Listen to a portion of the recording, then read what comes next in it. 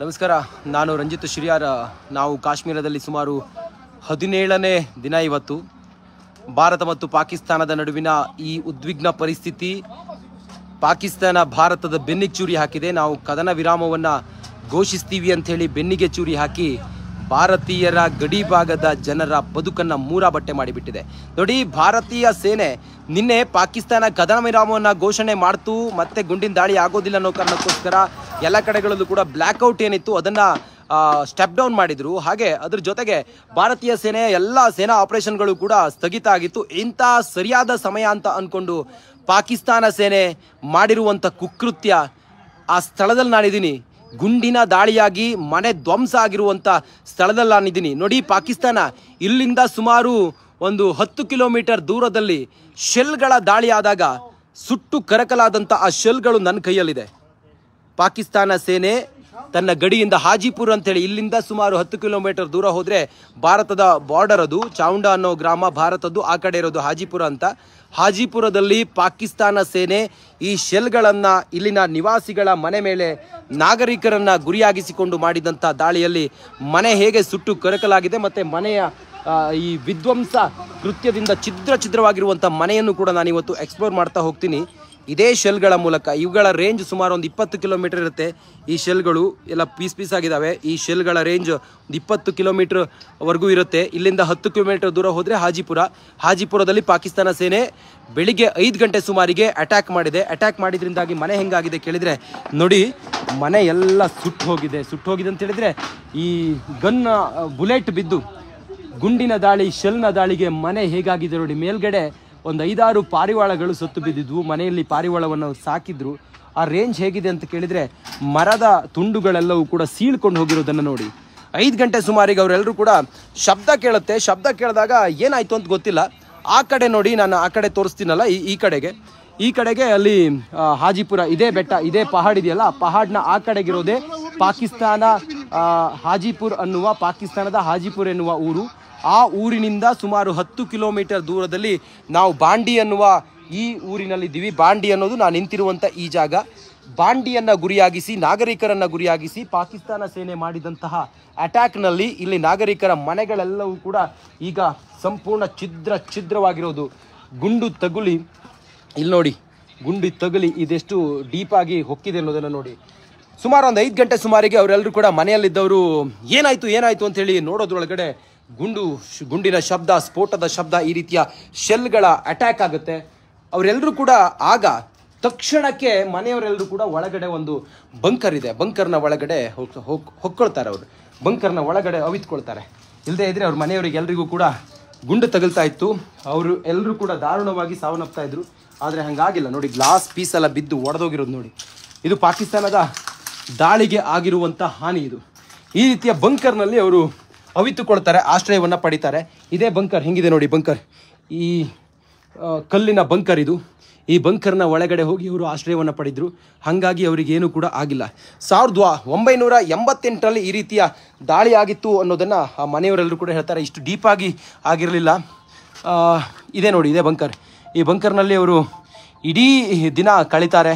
ಭಾರತೀಯ ಸೇನೆ ಬರುತ್ತೆ, ಅವರೆಲ್ಲರೂ ಕೂಡ ಆನಂತರ ಇಲ್ಲಿಂದ ಬೇರೆ ಕಡೆಗೆ ಶಿಫ್ಟ್ ಆಗ್ತಾರೆ.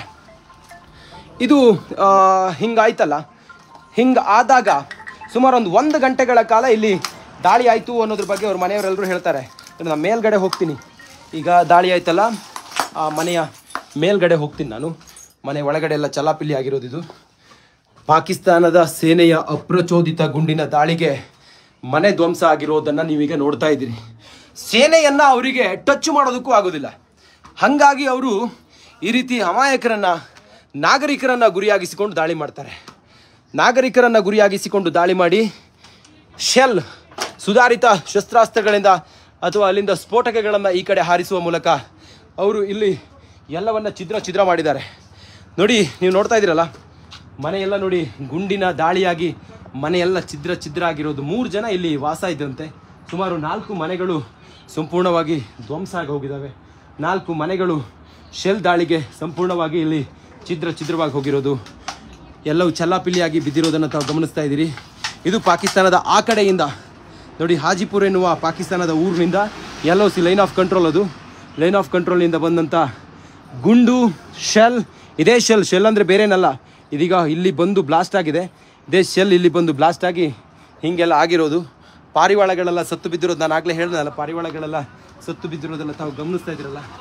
ಈ ಬಹುಶಃ ಇದು ಪಾರಿವಾಳದ ಗೂಡು ಅಂತ ಅನಿಸುತ್ತೆ. ಇಲ್ಲೆಲ್ಲ ಹಿಂಗಾಗಿದೆ. ಯಾರಾದರೂ ಮೇಲ್ಗಡೆ ಇದ್ದರೆ ಅವರ ಪರಿಸ್ಥಿತಿ ಏನಾಗಿರಬೇಡ ನೋಡಿ. ಎಷ್ಟು ಫೋರ್ಸ್ನಲ್ಲಿ, ಎಷ್ಟು ರೇಂಜ್, ಎಷ್ಟು ಫೋರ್ಸಿಂದ ಬಂದಿತ್ತು ಅಂತ ಹೇಳಿದರೆ, ಈ ಕಬ್ಬಿಣದ ಪೀಸ್ಗಳೆಲ್ಲ ಇದ್ದಾವಲ್ಲ, ತಗಡುಗಳೆಲ್ಲ ಇದ್ದಲ್ಲ, ಅವೆಲ್ಲವೂ ನೋಡಿ ಹೆಂಗಾಗಿದೆ ನೋಡಿ, ತೂತಾಗಿರೋದನ್ನು ಗಮನಿಸ್ತಾ ಇದ್ದೀರಿ. ಇದೆಲ್ಲವೂ ಕೂಡ ಹೆಂಗಾಗಿದೆ ನೋಡಿ. ಪಾಪ 88ರಲ್ಲಿ ಹಿಂಗಾಗಿತ್ತು, 1988ರಲ್ಲಿ. ಅದಾದಮೇಲೆ ಮತ್ತೆ ಹಿಂಗಾಗಿದೆ. ಸರ್ಕಾರ ನಮಗೆ ಸೂಕ್ತ ಭದ್ರತೆಯನ್ನು ಕೊಡಬೇಕು. ಪದೇ ಪದೇ ಹಿಂಗಾದರೆ ನಮ್ಮ ಬದುಕೆಲ್ಲ ಹೆಂಗೆ ಅಂತೇಳಿ ಅವರು ಭಾಳ ನೋವಿನಲ್ಲಿ ನಮ್ಮಲ್ಲಿ ಹೇಳ್ತಾ ಇದ್ರು ನೋಡಿ. ಆ ಫೋರ್ಸ್ ಹೆಂಗಿತ್ತು ಅಂತ ಕೇಳಿದರೆ, ಆ ಗುಂಡು ಹೊಕ್ಕಿದಂತಹ ಸಮಯದಲ್ಲಿ ಇದು ಈ ಮರದ ಪೀಸ್ ಎಷ್ಟು ಸ್ಟ್ರಾಂಗ್ ಇರ್ಬೋದು, ಅದು ಇದೆಲ್ಲವೂ ಕೂಡ ಒಣಗಿದ್ದು ಸ್ಟ್ರಾಂಗ್ ಇರುತ್ತೆ. ಇದೆಲ್ಲವೂ ಹೇಗಾಗಿದೆ ನೋಡಿ. ಇದು ಇಲ್ಲಿನ ಸಂಪೂರ್ಣವಾದಂತಹ ಚಿತ್ರಣ. ಗಡಿ ಭಾಗದಲ್ಲಿ ನಾವು ನೋಡ್ತೀವಲ್ಲ ಅಪ್ರಚೋದಿತ ಗುಂಡಿನ ದಾಳಿ ಅಂಥೇಳಿ. ಅಪ್ರಚೋದಿತ ಗುಂಡಿನ ದಾಳಿ ಆದಾಗ ಏನಾಗುತ್ತೆ ಕೇಳಿದ್ರೆ, ನಾಗರಿಕರನ್ನು ಟಾರ್ಗೆಟ್ ಮಾಡ್ತಾರೆ. ಎರ್ರಬಿರ್ರಿ ಫೈರಿಂಗ್ ಆಗುತ್ತೆ. ಎರ್ರಬಿರ್ರಿ ಫೈರಿಂಗ್ ಆಗಿ ಜನ ಏನು ಎತ್ತ ಆರ್ಮಿ ಯಾವುದನ್ನು ಕೂಡ ಲೆಕ್ಕಿಸೋದಿಲ್ಲ. ನಿನ್ನೆ ಆದಂಥ ದಾಳಿಯಲ್ಲಿ ಸುಮಾರು ಒಂದು 5 ಜನ ಮೃತಪಟ್ಟಿದ್ದಾರೆ. ನಿನ್ನೆ ಆದಂಥ ದಾಳಿಯಲ್ಲಿ ಒಬ್ಬರು ಆಫೀಸರ್ ಕೂಡ ಮೃತಪಟ್ಟಿದ್ದಾರೆ. ನಾವು ಬೆಳಿಗ್ಗೆಯಿಂದ ಅದನ್ನು ನಿಮಗೆ ತೋರಿಸ್ತಾ ಇದ್ವಿ. ಹಾಗೆ 4 ಜನ ಸಿವಿಲಿಯನ್ನು, ಒಬ್ಬರು ಆಫೀಸರ್, ಒಟ್ಟು 5 ಜನ ಮೃತಪಟ್ಟಿದ್ದಾರೆ. ಆದರೆ ಅದೃಷ್ಟವಶಾತ್ ಇಲ್ಲೊಂದು 4 ಮನೆಗೇನು ಗುಂಡು ರಾತ್ರಿ ತಗಲಿದೆಯಲ್ಲ, ಆವಾಗ ಯಾರಿಗೇನೂ ಆಗಿಲ್ಲ. ಅವರೆಲ್ಲರೂ ಕೂಡ ಒಳಗಡೆ ಹೋಗಿ ಆಶ್ರಯ ಪಡೆದುಕೊಂಡಿದ್ರು. ಹಾಗಾಗಿ ಅವರಿಗೇನೂ ಕೂಡ ಪ್ರಾಣಹಾನಿಯಾಗಿಲ್ಲ. ಆದರೆ ಅವರು ಭಯದಲ್ಲಿದ್ದಾರೆ, ಆತಂಕದಲ್ಲಿದ್ದಾರೆ. ಏನು ಹಿಂಗಾದರೆ ಸುಮಾರೊಂದು 28 ವರ್ಷ ಆಗಿದೆ ಇಲ್ಲಿ ಮತ್ತೊಂದು ಸಲ ಹಿಂಗಾಗಿ. ಹಿಂದೆ ಒಂದು ಸಲ ಆಗಿತ್ತು, ಅದಾದಮೇಲೆ ಹಿಂಗೆ ಆಗಿರೋದಂತ ನೋಡಿ. ಕಬ್ಬಿಣ ಈ ತಗಡುಗಳೆಲ್ಲವೂ ಕೂಡ ತೂತಾಗಿ ಹೋಗಿರೋದನ್ನು ತಾವು ನೋಡ್ತಾ ಇದ್ದೀರಿ. ಇದು ಗುಂಡಿನ ದಾಳಿಗೆ, ಶೆಲ್ಗಳ ದಾಳಿಗೆ ಆಗಿರುವಂಥ ಹಾನಿ ಇದು. ಪಾಪ ಕಣ್ಣೀರು ಹಾಕ್ತಾ ಇದ್ದಾರೆ ಅವರು. ಮನೆ ಮಕ್ಕಳೆಲ್ಲ ಇದ್ದಾರೆ. ಏನಾದರೂ ಹೆಚ್ಚು ಕಮ್ಮಿ ಆಗಿದ್ರೆ ಹೇಗೆ ಅಂತೇಳಿ ಅವರೆಲ್ಲರೂ ಕೂಡ ಭಾಳ ನೋವಿನಲ್ಲಿ ನಮ್ಮ ಜೊತೆ ಮಾತಾಡ್ತಾ ಇದ್ರು. ಸಿಮೆಂಟ್ ಎಲ್ಲವೂ ಕೂಡ ಕಿತ್ತೋಗಿರೋದನ್ನು ತಾವು ನೋಡ್ತಾ ಇದ್ದೀರಿ. ಇಲ್ಲೊಂದು ರೂಮನ್ನು ತೋರಿಸ್ತೀನಿ, ರೂಮ್ ಹೇಗಿದೆ ಅಂತ ನೀವು ನೋಡಿ ಒಂದ್ಸಲ. ಹೇಗೆ ಫೋರ್ಸ್ನಿಂದ ಗ್ಲಾಸ್ ಎಲ್ಲ ಇಲ್ಲಿ ಬಿದ್ದು ಪುಡಿ ಪುಡಿ ಆಗಿರೋದು ಕೂಡ ನೀವು ನೋಡ್ಬೋದು. ಇಲ್ಲಿ ಆ ಕಡೆಯಿಂದ ಗುಂಡು ಸುಮಾರು ಹೊತ್ತಿಗೆ ಚಕಮಕಿಯಲ್ಲಿ ಆದಂಥ ದಾಳಿಯಲ್ಲಿ ಭಾರತೀಯ ಸೇನೆ ಕೂಡ ನಿರಂತರವಾಗಿ ಪ್ರತಿದಾಳಿಯನ್ನು ಮಾಡ್ತಾ ಇತ್ತು. ಆದರೆ ಅವರು ಮಾಡಿದ ದಾಳಿ ಆರಂಭದಲ್ಲಿ ಬಂತಲ್ಲ, ಸುಮಾರು ಅರ್ಧ ಗಂಟೆಗಳ ಕಾಲ ಹಿಂಗೆ ಆಗಿತ್ತು ಅನ್ನೋದನ್ನು ಅವರು ಹೇಳ್ತಾ ಇದ್ರು. ಸರ್ आपका नाम क्या है सर? ಸರ್ क्या हो गया ಸರ್ ಇದು? Okay no problem. Okay okay no problem. Okay ಅವರು ಮಾಧ್ಯಮದವರೇ, ನಮ್ಮ ಮಾಧ್ಯಮದವರೇ. ಅವರು ಮನೆಯವರು ಇದ್ದಾರೆ, ಅವ್ರನ್ನ ಮಾತಾಡಿಸ್ತೀನಿ ನಾನು. ನೋಡಿ ಹಿಂಗೆ ಆಗಿತ್ತು ಅನ್ನೋದನ್ನು ಹೇಳ್ತಾ ಇದ್ರು ಅವರು. ಪಾಪ ಅವ್ರನ್ನ ಮಾತಾಡ್ಸಿದ್ವಿ ನಾವು ಆಗಲೇ. ಮಾತಾಡಿಸಿದಾಗ ಅವರು ಹಿಂಗಾಯಿತು ಹಿಂಗೆ ಅನ್ನೋದನ್ನು ಹೇಳ್ತಾ ಇದ್ರು ನೋಡಿ. ಇದು ಇಲ್ಲಿನ ಚಿತ್ರಣ. ಅವ್ರನ್ನ ಒಂದ್ಸಲ ಮಾತಾಡಿಸ್ತೀನಿ ನಿಮಗೆ. ಅವರೇ ಹೇಳ್ತಾರೆ ಏನು ಎತ್ತ ಅನ್ನೋದನ್ನು. ಅವರೇ ನಿಮಗೆ ಒಂದು ಸಲ ಹೇಳ್ತಾರೆ. ಅವ್ರನ್ನೇ ಒಂದು ಸಲ ಮಾತಾಡಿಸೋ ಪ್ರಯತ್ನ ನಾನು ಮಾಡ್ತೀನಿ. Hi sir. ನೋಡಿ, ಈ ದಾಳಿಯಲ್ಲಿ ಸುಟ್ಟು ಅಥವಾ ಛಿದ್ರವಾಗಿರುವಂಥ ಮನೆ, ಆ ಮನೆಯ ಚಿತ್ರಣ ಅದು ಹೀಗಿದೆ ಅನ್ನೋದರ ಒಂದು ನೋಡಿ. ಹಿಂಗಾಗಿತ್ತು ನೋಡಿ, ಹೀಗಾಗಿದೆ. ಸಂಪೂರ್ಣ ಚಿತ್ರವಾಗಿರುವಂಥ ಮನೆಯನ್ನು ತಾವು ಗಮನಿಸ್ತಾ ಇದ್ದೀರಿ. ಇದೇ ಇಲ್ಲಿನ ಸದ್ಯದ ಚಿತ್ರಣ. ಇದೊಂದು ಮನೆ ನಾವು ತೋರಿಸ್ತಾ ಇದ್ದೀವಿ. ಈ ರೀತಿ 10 ಮನೆಗಳು ಹಿಂಗಾಗಿದೆ. ಸರ್ಜಿ इधर आओ सर जी. सर जी 1 मिनट. सर जी 1 मिनट. सर कितना बजे खो गए सर? इवरे माने ओनर इवरे ने 5 बजे क्या हो गए सर? वही से बहुत ये भारी मोटर वहाँ से आए सर. ये मोटर है, ये मोटर. जी हाँ यही है. हाँ ब्लास्ट होता है ये मोटर. इधर ब्लास्ट होता है. ब्लास्ट होता है वहाँ से वो फेंक देना ऊपर से, तो यहाँ पे ब्लास्ट होता है. यहाँ पे गिरा. अच्छा ऊपर गिरे, उस साइड गिरे. कितना घर है इधर सर? इधर 3 घर है सर. पहले कितने साल में हो गए सर? पहले वो 91 में हुआ था, तब हम शायद पैदा भी नहीं हुए थे सर. तो अभी जो कल हो गया सुबह 5 में, वो तो बहुत ही भयानक. हमारे हम तो कभी उसको बोल नहीं. घर में कितना लोग हैं सर आप? हम कम से कम 30 बंदे हैं जी. 30 बंदे. वो बंकर है ना सर? वही क्या सर? जी हाँ, वो बरांडा है सर. बरांडा है. उसको हमने आप बंकर की तरह बनाया. खाना पीना पूरा उधर है? पूरा वहीं पे. ओके. जैसे भी कुछ होता है ना, हल्का सा भी धमाका होता है ना, हम डर के मारे उसी के नीचे जो है ना घुस जाते हैं सर, अपनी जान बचाने के लिए. जी जी. कितना टाइम अटैक हो गए सर? ये बहुत आधे घंटे में तो बहुत हो गया सर. सुबह 5 बजे कम से कम कंटिन्यूस कंटिन्यू. अब भारत की आर्मी किधर है सर? भारत की आर्मी वो बॉर्डर पे है सर. वो भी इस टाइम अपने में लगी है सर. वो भी अब कहाँ देखेंगे. इतना हम कम से कम शेल्टर होना चाहिए. अगर गवर्नमेंट ने उस टाइम सोचा होता, कम से कम शेल्टर हमें दिया होता, तो हम भी थोड़ा जो है Okay, छुपने। अभी हम भाग गए, अभी हम बारामूला से सुबह हमें न्यूज आया कि आपका मकान Yes, yes, ये yes, डैमेज yes, हो yes. चुका है Thank sir. you, thank you, तभी thank हम you. आए। Yes, yes, yes. ನೋಡಿ ಇದು ಅವರು ರಾತ್ರಿ ಏನಾಯ್ತು ಅನ್ನೋದ್ರ ಬಗ್ಗೆ ಅವರು ನಮ್ಮ ಜೊತೆಲಿ ಮಾತಾಡ್ತಾ ಹೇಳ್ತಿದ್ದಂಥದ್ದು. ನೋಡಿ ಫೈರಿಂಗ್ ಮತ್ತೆ ಸ್ಟಾರ್ಟ್ ಆಯ್ತಾ ಮತ್ತೆ ಫೈರಿಂಗ್ ಸ್ಟಾರ್ಟ್ ಆಗಿದೆ. ನಾವು ಇಲ್ಲಿಂದ ಮೂವ್ ಆಗ್ತಾ ಇದೀವಿ. ಈಗ ಮತ್ತೆ ಶಬ್ದ ಕೇಳಿಸ್ತಾ ಇದೆ. ಫೈರಿಂಗ್ ಸ್ಟಾರ್ಟ್ ಆಗಿದೆ. ಮಂಜು ಫೈರಿಂಗ್ ಸ್ಟಾರ್ಟ್ ಆಗಿದೆ, ಮತ್ತೆ ಫೈರಿಂಗ್ ಸ್ಟಾರ್ಟ್ ಆಗಿದೆ ಅನ್ನೋದನ್ನ ಅವ್ರು ಹೇಳ್ತಾ ಇದ್ರು. ನಾವೀಗ ಮತ್ತೆ ಇಲ್ಲಿಂದ ಮೂವ್ ಆಗ್ತಾ ಇದೀವಿ. ಲಕ್ಷ್ಮಿ ಲೋಗೋ ಫೈರಿಂಗ್ ಸ್ಟಾರ್ಟ್ ಆಗಿದೆ, ಬಂಕರ್ಗೆ ಹೋಗಿ. ನೋಡಿ ಪಾಕಿಸ್ತಾನದ ಹೀನ ಕೃತ್ಯ ಹೆಂಗಿದೆ ಅಂತ ಹೇಳಿದರೆ, ಕಪಟಿ ನಾಟಕ ಮಾಡಿ ಅಮೇರಿಕದ ಎದುರಿಗೆ ನಾವು ಫೈರಿಂಗ್ ನಾವು ಕದನ ವಿರಾಮವನ್ನು ಘೋಷಿಸ್ತೀವಿ ಅಂತೇಳಿ ಹೇಳಿದವರು ಈಗ ಮತ್ತೆ ಏನು ಮಾಡ್ತಿದ್ದಾರೆ ಅನ್ನೋದನ್ನು ತಾವು ಗಮನಿಸ್ತಾ ಇದ್ದೀರಲ್ಲ. ಇದು ಪಾಕಿಸ್ತಾನದ ಅಸಲಿ ಮುಖ.